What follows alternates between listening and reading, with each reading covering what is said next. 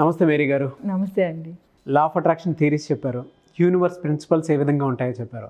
అయితే కొంతమంది ఇంకా కావాలని చెప్పేసి అడిగినటువంటి వాళ్ళు ఉన్నారు. అంటే పర్సనల్ క్వశ్చన్స్ ఉంటాయన్నమాట. అందులో ముఖ్యంగా అడిగింది ప్రతి ఒక్కరికి ఫినాన్షియల్ స్టేటస్ అనేది ఒకటి ఉంటుంది. అవును. సో కొంతమంది ఏంటంటే ఓపెన్ అవుతారు, కొంతమంది ఓపెన్ అవ్వరు.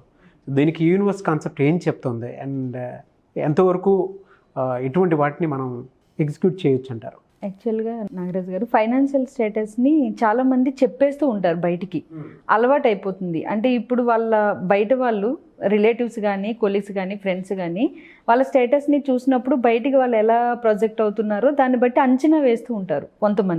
కొంతమంది అంచనా వేసినా వేయకపోయినా వీళ్ళే మా దగ్గర ఇలా ఉంది సిచ్యువేషన్ అని చెప్తూ ఉంటారు. అసలు ఫైనాన్షియల్ స్టేటస్ని ఫస్ట్ ఎవరికి ఆ సీక్రెట్స్ని షేర్ చేయకూడదు.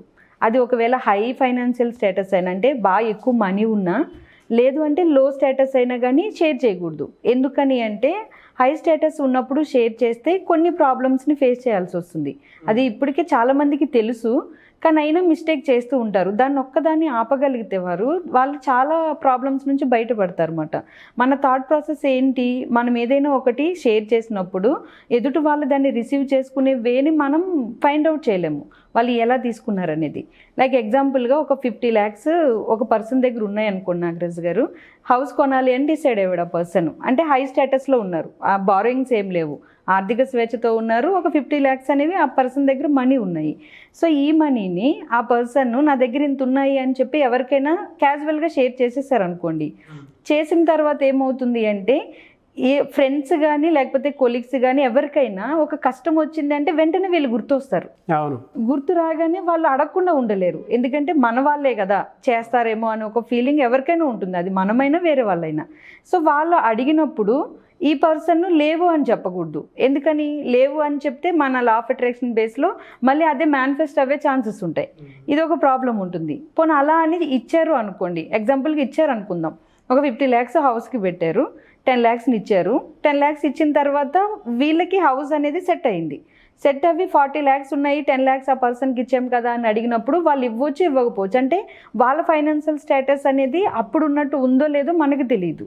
సో హైగా మనం ఉన్నప్పుడు షేర్ చేయడం వల్ల సో ఈ గోల్ అనేది మిస్ అయిపోతుంది. అంటే ఇప్పుడు ఇల్లు కొనాలని ఒక గోల్ పెట్టుకున్న వ్యక్తి హై స్టేటస్ని షేర్ చేయడం వల్ల ఫ్రెండ్స్ ఎవరైనా అడిగినప్పుడు ఇచ్చేస్తారు.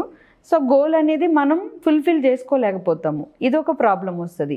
ఇంకొకటి ఏంటి అంటే రిలేషన్ ప్రాబ్లం వస్తుంది. ఇప్పుడు 10 lakhs ఇచ్చిన తర్వాత వీళ్ళకి అవసరమైనప్పుడు అడిగితే ఇవ్వాలి అనుకున్న వాళ్ళు ఇచ్చేస్తే ఓకే, కానీ ఒకవేళ వాళ్ళకి సిచ్యువేషన్ బాగోక ఇవ్వలేకపోతే వీళ్ళ హౌస్ పని ఆగుతుంది, రిలేషన్ ప్రాబ్లం వస్తుంది ఇద్దరి మధ్యలో.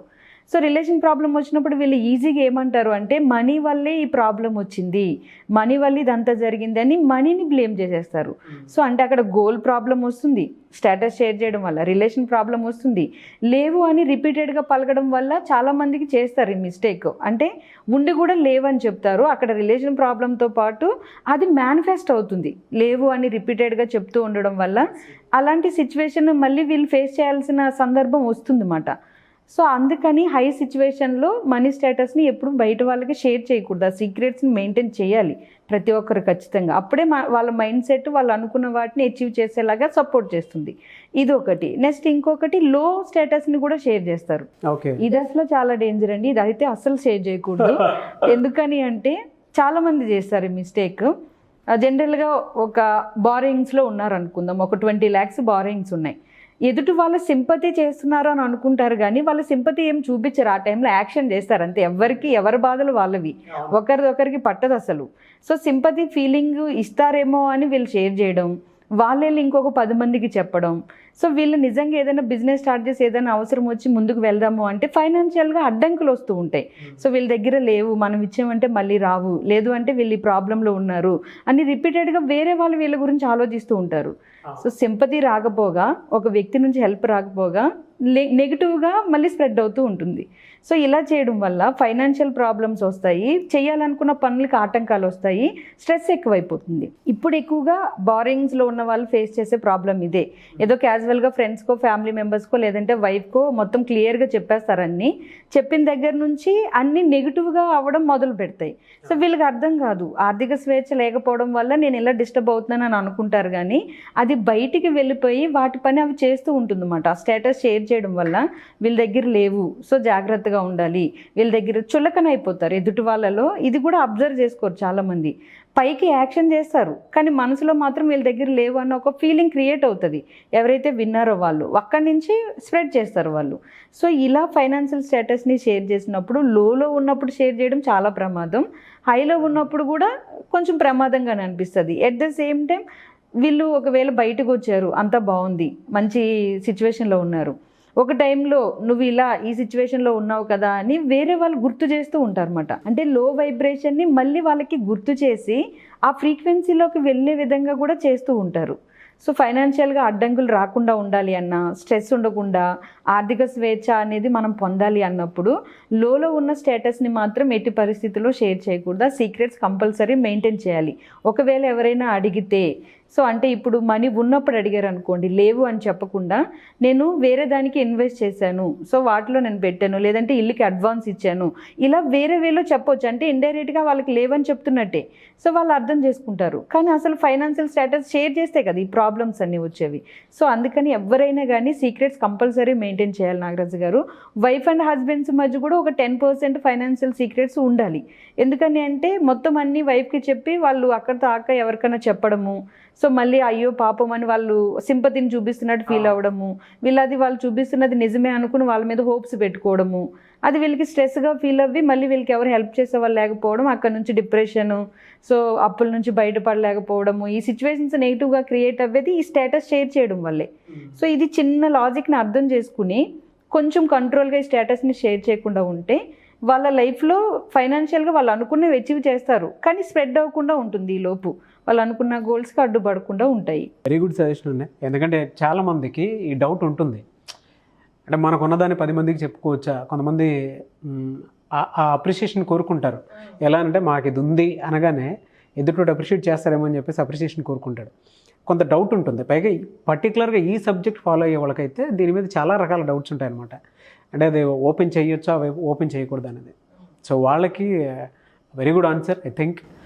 Thank you so much Mary గారు. అయితే చాలామంది ఆన్లైన్ ఆఫ్లైన్ క్లాసెస్ అడుగుతూ ఉన్నారు.